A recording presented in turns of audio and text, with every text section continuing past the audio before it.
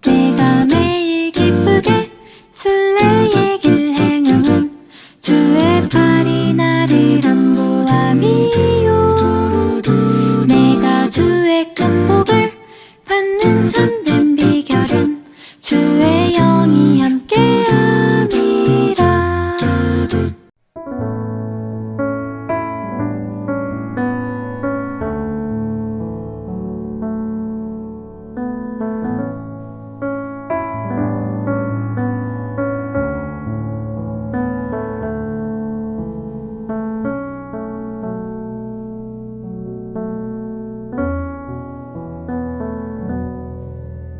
이삭이 야곱에게 축복하기를 마침에 야곱이 그의 아버지 이삭 앞에서 나가자 곧 그의 형 에서가 사냥하여 돌아온지라. 그가 별미를 만들어 아버지에게로 가지고 가서 이르되, 아버지여, 일어나서 아들이 사냥한 고기를 잡수시고 마음껏 내게 축복하소서. 그의 아버지 이삭이 그에게 이르되, 너는 누구냐? 그가 대답하되, 나는 아버지의 아들 곧 아버지의 맏아들 에서로소이다. 이삭이 심히 크게 떨며 이르되, 그러면 사냥한 고기를 내게 가져온 자가 누구냐? 내가 오기 전에 내가 다 먹고 그를 위하여 축복하였은즉 그가 반드시 복을 받을 것이니라. 에서가 그의 아버지의 말을 듣고 소리내어 울며 아버지에게 이르되, 내 아버지여, 내게 축복하소서. 내게도 그리하소서. 이삭이 이르되, 내 아우가 와서 속여 내 복을 빼앗았도다. 에서가 이르되, 그의 이름을 야곱이라 함이 합당하지 아니하나이까? 그가 나를 속임이 이것이 두 번째이니이다. 전에는 나의 장자의 명분을 빼앗고 이제는 내 복을 빼앗았나이다. 또 이르되, 아버지께서 나를 위하여 빌 복을 남기지 아니하셨나이까? 이삭이 에서에게 대답하여 이르되, 내가 그를 너의 주로 세우고 그의 모든 형제를 내가 그에게 중으로 주었으며 곡식과 포도주를 그에게 주었으니 내 아들아, 내가 네게 무엇을 할 수 있으랴? 에서가 아버지에게 이르되, 내 아버지여, 아버지가 빌 복이 이 하나뿐이리이까? 내 아버지여, 내게 축복하소서. 내게도 그리하소서 하고 소리를 높여 우니 그 아버지 이삭이 그에게 대답하여 이르되, 내 주소는 땅의 기름짐에서 멀고 내리는 하늘 이슬에서 멀 것이며 너는 칼을 믿고 생활하겠고 내 아우를 섬길 것이며 내가 매임을 벗을 때에는 그 멍에를 내 목에서 떨쳐버리리라 하였더라. 아멘. 나는 누구인가? 우리 옆 사람에게도 한번 물어볼까요? 당신은 누구입니까? 대답하셔야죠. 예배자입니다. 예, 맞아요. 그리스도인입니다. 예, 암흑에 권세합니다. 암흑의 집사입니다. 다 맞는 말이에요. 예, 맞습니다. 나는 누구인가라고 하는 이 물음, 여러 가지 의미가 담겨져 있습니다. 먼저 나라는, 이 나라는 사람은 어떠한 정체성을 가지고 있는가? 또 어떤 물음을 통해서는요, 나는 어떻게 이 세상을 살아야 할 것인가? 그런 의미도 아마도 이 나는 누구냐라는 질문 속에 포함이 됐는지 모르겠습니다. 또 나라는 존재가 무엇인가? 라는 것을 다시 한번 생각해 볼 수 있는 그런 질문일 수도 있어요. 어떻게 보면은 나는 누구냐? 라고 하는 이 질문 상당히 복잡하고 또 얼핏 들으면 철학적인 물음 같지만은요, 이건 매우 현실적인 질문이에요. 나는 누구냐? 나는 누구일까? 어느 늦은 오후에 한 청년이 공원 벤치에 앉아 있습니다. 근데 이 공원은 시간이 되면은 문을 닫아요. 그래서 공원 관리인이 여기저기 다니면서 이제 문을 잠그고 점검을 하고 있는 그런 와중인데, 아니 이 공원 벤치에 한 청년이 앉아가지고요, 멍하니 저 지는 태양을 그냥 넋을 놓고 바라보고 있거든요. 그래서 이 공원 관리인이 이 청년에게 다가가서 묻습니다. 젊은이, 당신 누구요? 하고 물었어요. 그러자 이 청년은요, 힘없이 대답하기를, 그러게요, 저도 그게 궁금해서 아까부터 생각 중입니다. 아니 진짜 무슨 뭐 동문서답하듯이 당신 누구요? 하고 물었더니요, 저도 잘 모르겠어요. 아까부터 그 생각하고 있는 중이에요. 지금 그 얘기를 해요. 그러자 이상하게 생각한 이 관리인이 다시 청년에게 묻습니다. 청년, 집이 있어? 집은 어디요? 하고 물어요. 그랬더니 청년이 또 대답하기를 그것도 잘 모르겠습니다. 그렇게 대답을 하는 거예요. 이 관리는 이제 확신이 드는 거예요. 이 미친놈이다. 이상한 놈이다. 그래서 당신 갈 곳은 있어? 왜 계속 여기 있습니까? 계속 여기 있으면 안 돼요. 라고 또 재차 이야기를 했더니 아이고, 갈 곳이 있었으면 벌써 갔지요. 하고 푸념을 하더라는 거예요. 관리인이 저런 놈하고 상대하면 안 되겠다 싶어가지고 더 이상 묻기를 멈추고 그냥 자기 갈 길 갔다라는 거예요. 이 공원 관리인이 떠난 이후에도 이 청년은 한동안 계속 그 벤치에 앉아서 그 관리인이 자기한테 던진 질문을 또 다시 한번 생각해 보는 거예요. 나는 누군가? 나는 어디서 왔나? 그리고 나는 어디로 가야 할까? 여러분, 이 고민을 한 청년은요, 16세기 프랑스의 가장 유명한 철학자 중에 한 사람이었던 데카르트입니다. 데카르트가요, 곰곰이 생각해 보니까 나라는 존재, 나는 과연 누구지? 지금까지 정신없이 삶에 치여서 환경에 매여서 그렇게 정신없이 달려왔는데 가만히 멈춰서서 저 지는 붉은 태양을 바라보고 있노라니까 나라는 존재가 너무나 작게 느껴지는 거예요. 보잘것없이 느껴지는 거예요. 그 정신없이 그 분주하게 달려왔던 모든 것들이 아무것도 아닌 것처럼 느껴지는 바로 이 순간, 나라는 존재가 과연 뭘까? 그리고 나는 어디서 와서 어디로 가야 할까? 라고 하는 그런 물음을 던졌다는 겁니다. 이때 이 질문 속에서 데카르트가 깨달음을 얻었어요. 자, 한번 따라해봅시다. 이유 없는 사건은 없다. 의미 없는 존재는 없다. 필요 없는 인간은 없다. 여러분, 그런 줄로 믿으신 여러분 되시기 바랍니다.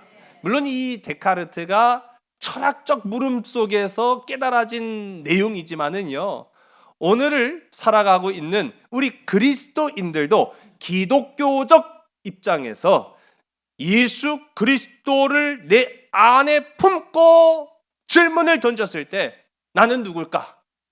나는 어디서 와서 어디로 가는 존재일까? 라고 생각해 보면은 예수를 이 앞에 다 두면은 정답이 되는 거예요.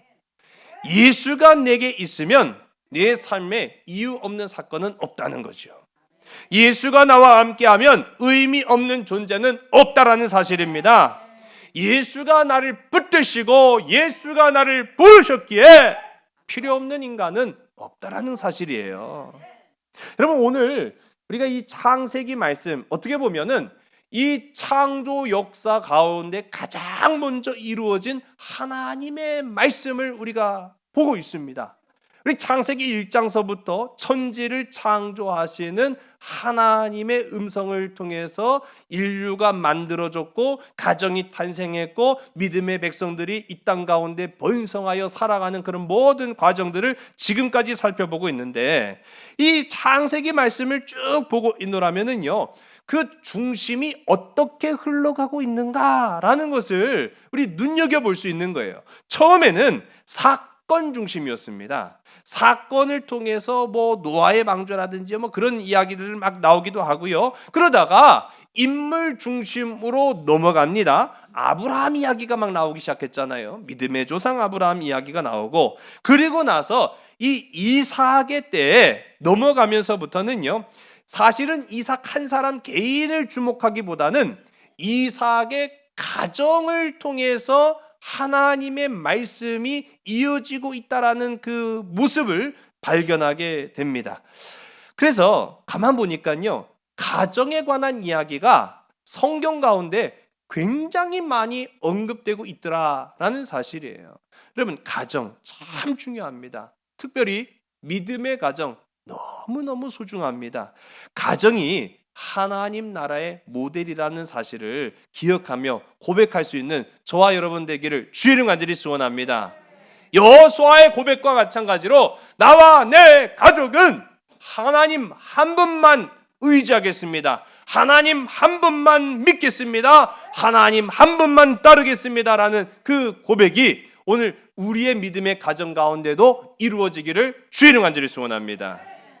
이 가정을 통해서 하나님이 역사하시는 모습들을 성경 속에서 발견하게 돼요.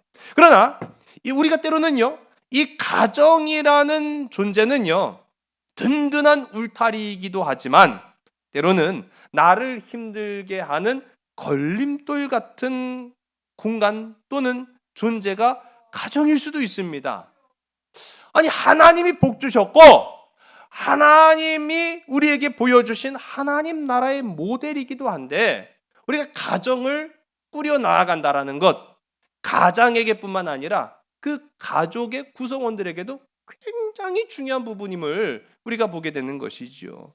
왜 하나님은 가정을 주목하셨을까라는 생각을 해보는 거예요. 이삭의 가정을 통해서도 지금 우리가 발견하는 거죠. 왜 하나님은 이삭의 가정을 통해서 우리에게 말씀하고 계실까라는 거죠. 우리 한번 따라해요. 이유 없는 사건은 없습니다. 할렐루야. 이유 없는 사건은 없기 때문에 우리가 오늘 이 본문의 말씀 여기에서도 하나님의 뜻을 발견할 수 있습니다. 하나님은 가정을 통해 하나님의 분명하신 뜻을 깨닫게 하십니다. 여러분, 가정이 바로 설 때 하나님의 나라도 바로 서게 되는 줄로 믿으신 여러분 되시기 바랍니다. 우리 이번 주 대선, 우리 대통령 선거가 있는 날이잖아요. 저는 지난주 이미 사전 투표를 했습니다. 사전 투표를 하는데 저랑 저희 집사람 투표를 하면서 나오면서도 그런 얘기를 하는 거예요. 당신 누구 찍었어? 아, 비밀이야. 그런 얘기는 했어요. 그런데 내가 소신을 갖고 확신을 가지고 투표는 했지만 투표를 하니까 더 기도해야겠다라는 생각이 드네. 투표하기 전에도 하나님, 이 나라를 붙잡아 주세요. 하나님, 이 흔들리는 세상 가운데 대한민국이라는 배가 출렁거리거나 위협받거나 침몰하지 아니하도록 하나님께서 붙잡아 주세요. 하나님께서 인도하여 주세요. 그런 마음으로 저는 갔거든요. 물론 제가 애국을 하는 마음이라고 해봐야 투표하는 것밖에 없겠습니다만은, 그런데 투표를 하고 나서 보니까 더 걱정되는 거예요. 그러면 걱정한다고 해결될 수 있겠습니까? 하나님이 책임져 주시는 거예요. 그래서 하나님, 저 한 사람이 투표했다고 세상이 달라지겠습니까? 그러나 기도합니다. 하나님, 이 나라 대한민국을 그 위종자를 통해서도 보호하여 주시옵소서. 여러분, 기도에 동참하시기를 주의 간절히 소원합니다. 물론 투표는 당연히 해야겠습니다만은 나라를 위해서 기도하는 것, 왜 그렇습니까? 한 개인이 바로 설 때 가정도 든든해집니다. 가정이 든든해질 때 국가도 안전해집니다. 국가가 불안해지니까 가정이 무너지잖아요. 가정이 무너지니까 개인의 삶이 없습니다. 전쟁이 일어나는 나라를 통해서도 우리가 보게 됩니다. 여러 가지 자연재해를 통해서도 우리가 발견하게 됩니다. 지극히 작은 것을 우리의 삶을 통해서도 우리가 보게 됩니다. 하나님은 그래서 가정을 귀히 여기시고 아름답게 세우시는구나. 여러분, 저는 소위 대의 명분을 쫓는 사람들 봅니다. 무슨 진짜 마치 대한 독립투사 마냥 지금도 살아가는 그렇게 많은 사람들, 물론 그들이 나쁘다라는 건 아니에요. 좋은 일들을 감당하는 경우들도 많이 있습니다. 그런데 그 대의 명분을 쫓다가 가정이 무너지는 사람들을 종종 봐요. 자기 딴에는 열심을 다해 살아간다고 그렇게 했는데 가정을 소홀히 하다가 가정이 붕괴됩니다. 무너집니다. 부부간의 간격이 벌어지게 됩니다. 자녀와 부모 사이의 간격이 벌어지게 됩니다. 그래서 와해되는 그런 가정들을 봐요. 저는 제 가까운 목사님들 중에도 몇 분이 제가 목회 초년생일 때 저를 붙잡아 놓고 그 당부를 하더라고요. 목사님, 목회도 사명도 다 좋은데 가정 사역을 잘 하십시오. 가정을 바로 세워야 교회도 바로 섭니다. 저는 그게 틀리지 않았다고 봅니다. 목회자의 가정이 건강해야 성도들의 가정을 위해서 기도합니다. 안 목회자의 가정도 개판 5분 전인데 어떻게 목사인 제가 성도들의 가정을 위해서 건강한 가정 되게 해달라고, 아름다운 믿음의 가정 되게 해달라고 기도할 수 있겠습니까? 앞뒤가 안 맞는 거예요. 제가 요즘 읽고 있는 책 중에 휴카김이라고 하는 이제 제1교포인데 목사님의 사모님이 되세요. 그분이 책을 쓰시는데 자기는 목회를 위해서, 물론 사모이지만 신학을 공부하고 늦은 나이에 목회 일선에서 남편 목사님을 도와서 최선을 다해서 목회 일선에 앞섰는데 나중에 시간이 가니까 큰 충격을 받은 거예요. 딸이 엄마 나 이제 교회 안 다닐래, 그 얘기를 하는데 엄청난 충격을 받았다는 거예요. 나는 하나님 영광 위해서 이렇게 헌신했고 나는 다른 이들을 위해 내 목숨까지도 내어줄 수 있는 그런 준비가 되어 있는데 정작 내 가정이 지금 무너지고 있는 그 모습 보니까 하나님 어디서부터 잘못된 겁니까? 그런 회개의 기도가 나오더라는 것이죠. 여러분, 내 가족은 내가 지금 이렇게 바쁜 거 이해해 주겠지, 내가 이렇게 정신없게 사는 것, 그래서 가정을 소홀히 하는 것 이해해 주겠지, 희생해 주겠지 하다가 가정 무너지면 다 아무 의미 없더라 하는 것입니다. 여러분, 지금 하나님이 이 이삭과 리브가의 가정을 통해서 우리에게 보여주시는 이유는 분명하다라는 거예요. 왜 그렇습니까? 지금 이삭과 리브가의 가정은 침몰하고 있기 때문이에요. 무너져가고 있기 때문이에요. 가족 구성원들이 저마다 각각의 욕망을 따라서 살아가면 어떤 결과가 초래하는지를 지금 이 이삭과 리브가의 가정을 통해서 우리에게 분명하게 보여주고 계시다는 사실입니다. 우리 지난 시간에도 함께 살펴봤죠. 아버지 이삭, 믿음의 조상의 아들이에요. 참 부담스러울 거예요. 문제는 뭐냐면 이 가장인 그리고 민족을 이끌어가야 될 지도자인 이 이삭이 자신의 욕망에 치우쳐서 세상 별미의 마음을 다 빼앗겼다라는 거예요. 세상 별미의 마음을 빼앗기니까요, 두 아들이 있는데 한쪽으로 자꾸 마음이 기울어집니다. 편애하기 시작했다라는 거죠. 에서를 좋아합니다. 그 욕심이 마침내는 오늘 이 같은 화를 불러왔다라는 거예요. 에서를 복주려다가 결국은 자기 뜻대로 안이 되고 누구만 복준 꼴이 됐어요? 야곱만 복준 꼴이 되었어요. 오늘 우리가 또 어머니 리브가는 본문 가운데 언급되지 않았습니다만은 이 지난 시간에도 살펴봤지만 어머니 리브가 또한 어떻습니까?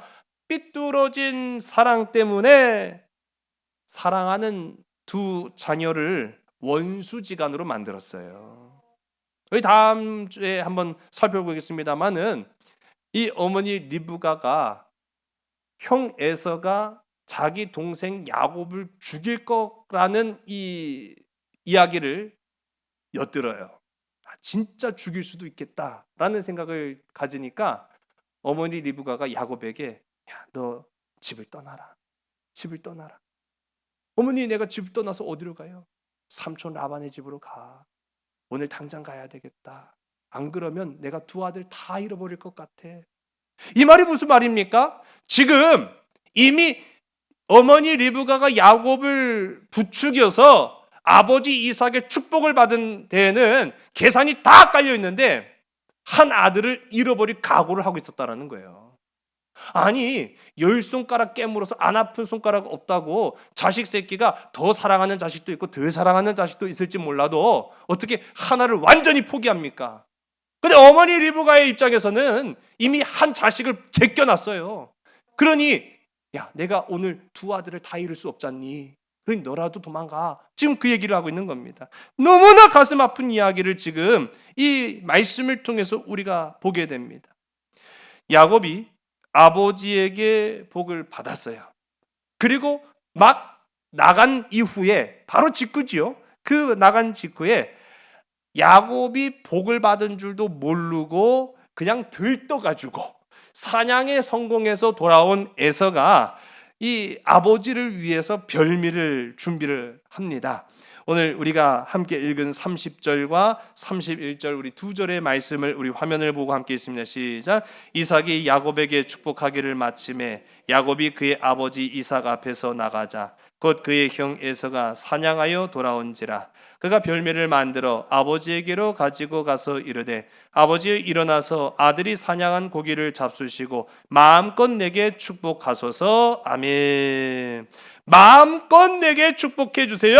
아버지 별미 가져왔습니다. 맛있게 드시고 나를 좀 축복해 주세요 라고 얘기했는데 지금 이삭이 그 얘기를 듣고 어떤 반응이에요? 응? 이상하다. 내가 눈이 침침한 거는 내가 아는데 내가 정신도 깜빡깜빡하나? 돌아서면 배가 고프고 치매인가?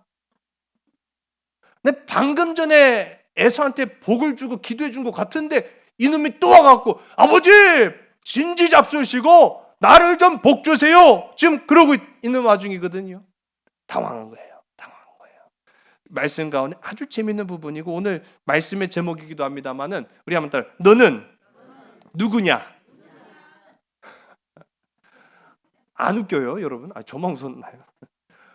아유 이게 웃겨요. 이게 웃기지만 웃을 수 없는 그런 대목이잖아요.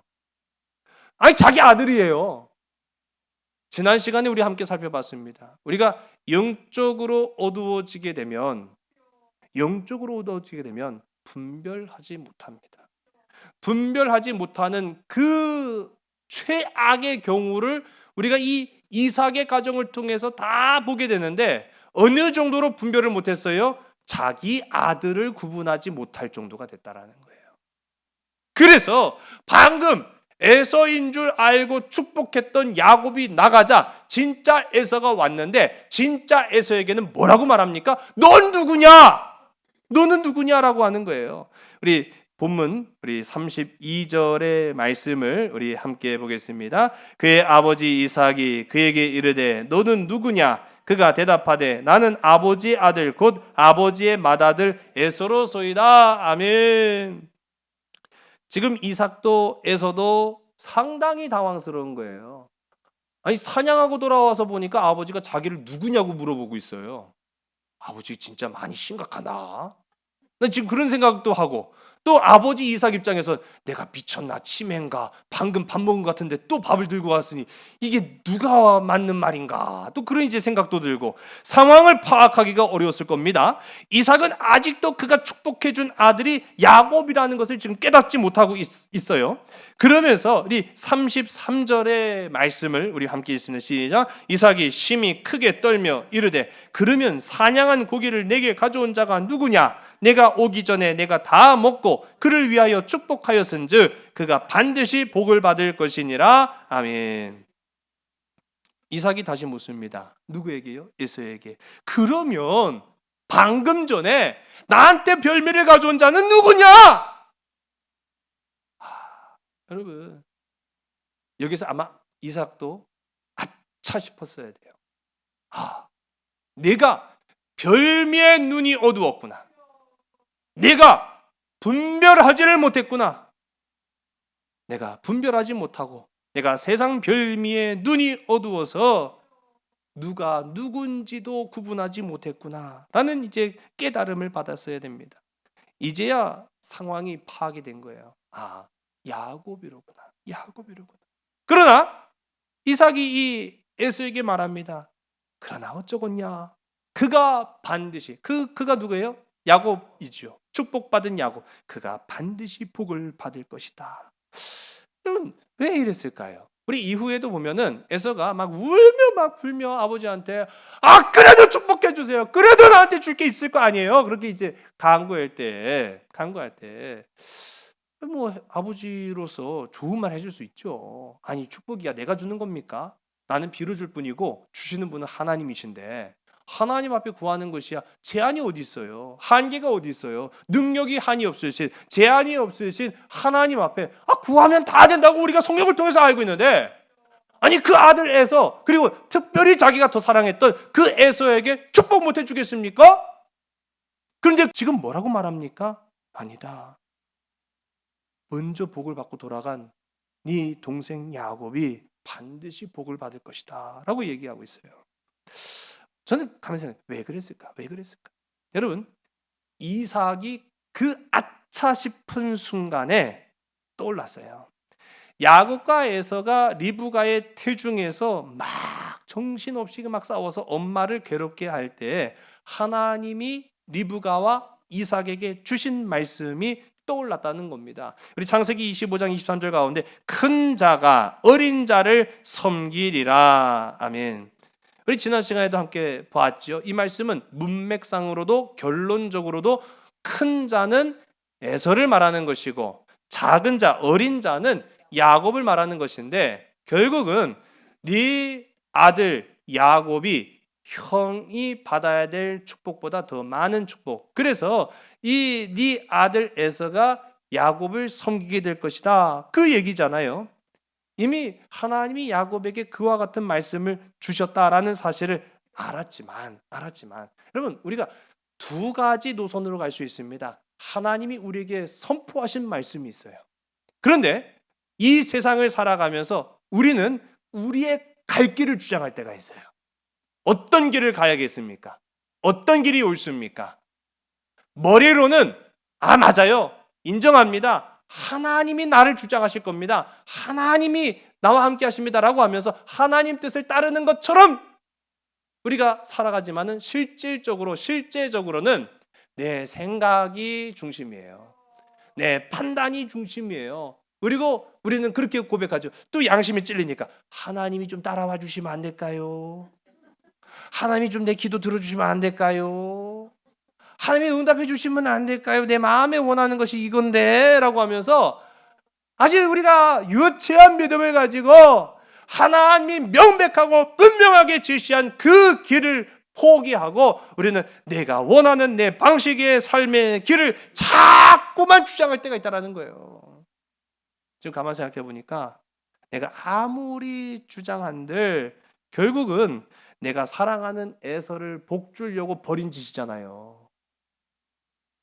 아니, 야곱도 내 새끼고 야곱도 내 자녀인데 비록 장자는 에서일지라도 야곱 에서 다 불러다가 축복해 주면 얼마나 좋아요. 그러면서 한 가지 더 얹어갖고 에서야, 네가 장자니 너는 동생을 잘 보살피고 민족을 잘 이끌어라. 그렇게 할 수도 있다. 제가 지난번에 말씀드렸잖아요. 그런데 그거 홀랑, 야 에서야, 너만 내가 너에게만 축복을 주려고 한다.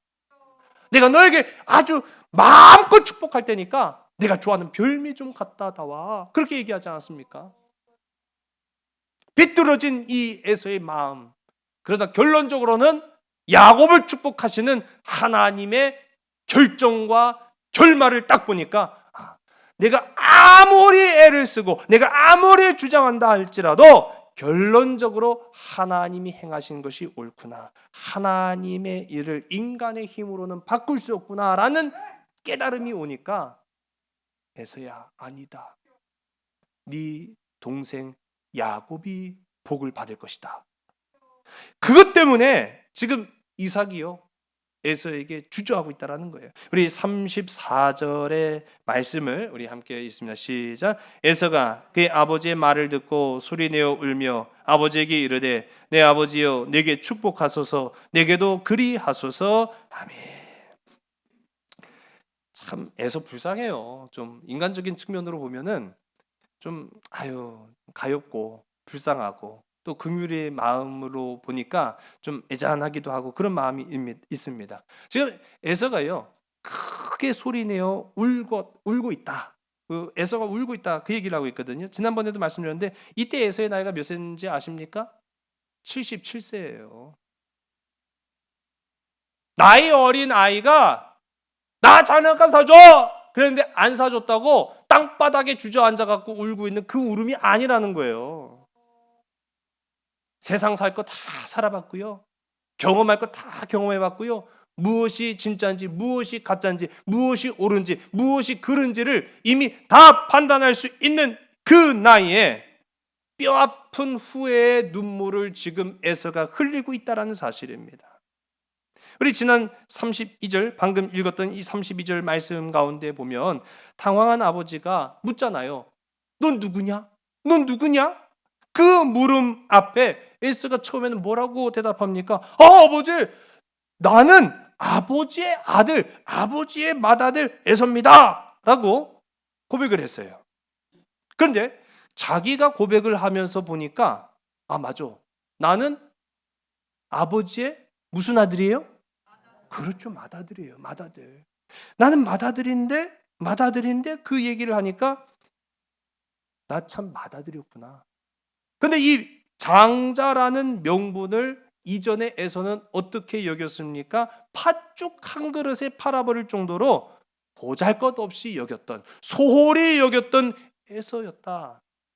너 누구냐라는 그 질문에 나 맏아들인데 하면서 갑자기 나 그 팔았었는데 라는 그런 생각이 드는 거예요. 그래 이제 와서 보니까 그것이 얼마나 소중했는지, 얼마나 귀한 것이었는지를 뒤늦게 깨닫고 나니까 통곡하며 슬피 울고 있는 이 에서의 모습을 발견하게 됩니다. 여러분, 에서는요, 성경이 말하고 있는 대표적인 육적 인물로 묘사가 되고 있어요. 세상적 인물이에요. 영적인 것엔 관심이 없어요. 팥죽 한 그릇이면 돼요. 그 팥죽 한 그릇에는 하나님의 자녀, 그딴 거 개나 줘버려 하고 팥죽과 맞바꿨던 사람이 바로 이 에서라는 인물이었어요. 여러분, 오늘 우리는 어떻습니까?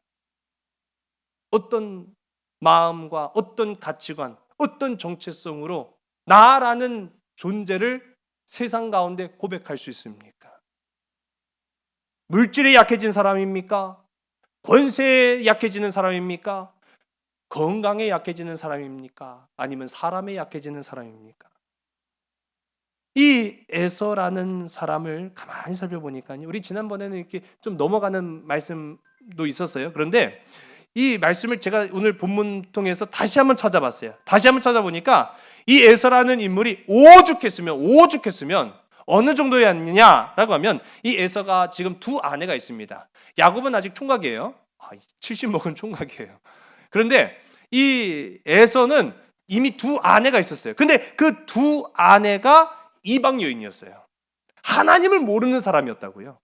하나님을 모르는 이방 족속, 헷 족속의 아내를 맞이해서 창세기 26장 35절 가운데 보면은 어머니 리브가의 심정을 아프게 했어요. 왜 그럴까 하고 생각해 보니까요, 심정적으로 충분히 이해가 돼요. 교회를 안 다니는 사람이에요. 근데 우리 가정에 들어왔어요. 우리 가정은 하나님을 믿는 가정이다. 우리는 교회를 나가고 신앙생활하고 예수를 믿는다. 그런데요, 그 말에 아멘으로, 물론 신앙생활 안 해봤어도 어머니의 하나님이 나의 하나님이고, 마치 나오미와 롯처럼 어머니의 백성이 나의 백성인데 어머니 신앙생활하고 교회 다니고 내 남편 신앙생활하고 그러면 나 따라가겠습니다. 오죽 좋아요. 그런데 그러기 쉽지 않죠. 나도 내 권리가 있는데, 내 자유가 있는데, 주일날 나도 쉬고 싶고 일요일날 나도 놀고 싶은데 교회도 가고 피곤해. 여보 나 안 가? 당신만 가? 그러면 어떻게 되겠어요? 굉장히 피곤해져요. 굉장히 어려워지는 거예요. 리브가의 마음을 상당히 아프게 했다라는 것을 우리가 알 수 있습니다. 지극히 세상적인 것에 빠져 살다가 뒤늦게서야 하나님의 축복을 다 놓치고 살았구나, 그것이 후회돼서 울고 있는 자의 모습이 바로 이 에서의 모습이었다라는 사실이에요. 여러분, 후회하지 맙시다. 주님 떠나가지 맙시다. 주님 품고 살아갑시다. 십자가 붙들고 나아갑시다. 그게 오늘 우리가 가야 될 길입니다. 우리 한번 고백하기를 원합니다. 나는 하나님의 자녀입니다. 나는 하나님 없이는 살 수 없습니다. 나는 하나님의 복이 필요합니다. 할렐루야. 여러분, 이 고백이 너무너무 귀하다라는 사실, 이 무너져가는 이삭의 가정을 통해 다시 한번 발견하는 나는 누굴까? 나는 누굴까라는 물음 앞에서 자신 없어진 이 에서의 모습이 아니라 당당하여서 어떤 불의와 어떤 환경 가운데에도 자신 있게 고백할 수 있는 저와 여러분 되기를 주의를 간절히 소원합니다. 이 이삭과 에서 이 두 부자, 그런데요, 말씀을 쭉 보고 있노라면 참 멀었어요. 아직 멀었구나라는 그런 생각을 해보게 됩니다. 후회는 하는데 뭐가 없을까요? 회개가 없어요. 여러분, 후회와 회개는 천지 차이입니다. 회개 없는 후회는 하지 마세요. 아니, 회개도 안 할 건데 후회만 하고 있으면은요, 그거 피차에 다 불편합니다. 회개가 있어야 합니다. 회개가 있어야 됩니다. 지금 이 이삭과 에서 어떻게 보면은 지금 생각해 보세요. 자식이 지금 아버지 복 주세요, 복 주세요. 나 속았잖아요. 아버지 아시잖아요. 하면서 막 울며불며 지금 매달리고 있는 이 에서의 모습을 보는데 아버지 이삭이 마음 편하겠습니까? 아마 같이 울었을지도 몰라요. 근데 그 같이 우는 이 모습 앞에서 야, 우리가 잘못했다. 내가 잘못했다. 내가 잘못 살아왔다. 내가 잘못 걸었다. 하나님 떠나서는 안 되는데 하나님만 의지했어야 되는데 내가 너한테 잘못 보여줬다. 그렇게 얘기를 하는 게 아니라 뭘 하고 있습니까? 원망하고 있어요. 원망. 야, 그 야곱 때문이다. 이 야곱이 다 뺏어갔다. 원망은 있는데 하나님이 없을 수 있다라는 사실이에요. 우리 35절과 36절 우리 두 절의 말씀을 보겠습니다. 이삭이 이르되 내 아우가 와서 속여 내 복을 빼앗았도다. 에서가 이르되 그 이름을 야곱이라 함이 합당하지 아니하니까 그가 나를 속임이 이번이 두 번째이니이다. 전에는 나의 장자의 명분을 빼앗고 이제는 내 복을 빼앗았나이다. 또 이르되 아버지께서 나를 위하여 빌복을 남기지 아니하셨나이까. 아멘. 방금도 말씀인 것처럼 이삭이 아차, 내가 눈이 어둡고 영이 어둡고 분별하지 못하여서 내가 이와 같은 실수를 범했구나 라고 했더라고 한다면 에서야 내가 잘못했다 그렇게 했어야 될 거 아니에요. 그런데 야, 이거 야곱 때문이다. 야곱 때문이다. 야곱 탓을 하고 있는 거예요 지금. 물론 야곱이 빼앗아간 건 사실이에요. 그러나 우리가 아버지로서의 모습이라고 하기에는 너무나 잘못된 그런 방향을 보게 됩니다. 그러자 이 원망을 이어받은 에서가 어떻게 합니까? 이 에서도 같이 원망을 하기 시작하는 거예요. 근데 이후에 우리가 좀 살펴봅니다만은 지금 에서는요 더 복잡해요. 야곱은 1차 원인 제공자지만 2차 원인 제공자는 또 누구예요? 아버지예요, 아버지. 그러니까 야곱만 원망할 게 아니라 에서는요, 아버지 돌아가실 때까지 원망한 거예요. 이 얼마나 가슴 아픈 일입니까? 깨닫지 못한 자의 결말은 남은 복이라도 좀 주세요! 라고 하는 것으로 오늘 이 말씀 가운데 나타나고 있어요. 그런데 이 아버지, 이 분노하고 치를 떨고 있는 이 에서에게 야, 다 야곱 줬는데 뭘 더 너한테 줄 수 있냐? 지금 그 얘기를 하시는 거죠. 우리 37절의 말씀 가운데 보면은 이것저것 다 줬다. 이제 그 얘기를 하는 거예요. 에서가 또 통곡을 하기 시작합니다. 마지못해서 에서에게 복을 주기는 주는데 이게 가만히 보니까요.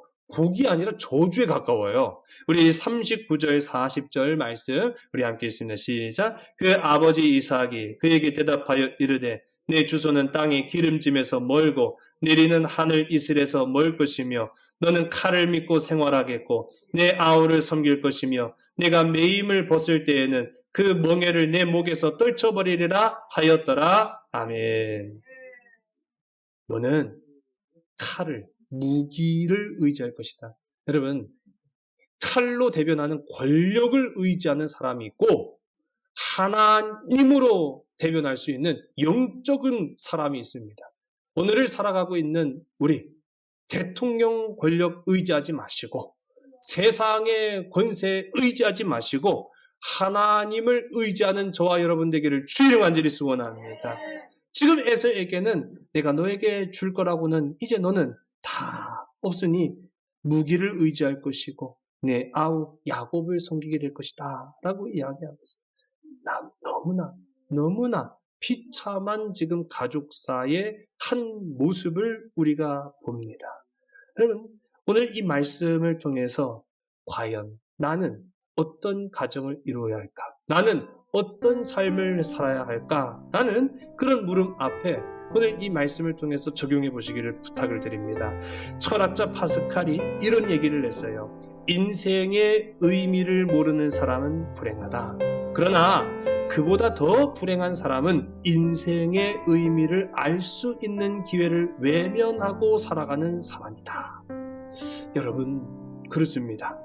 오늘 어쩌면 우리에게도 지금 이 순간이 나에게 허락하시는 하나님의 축복의 기회 있는지도 모르겠습니다. 오늘 이 시간 나는 과연 누굴까?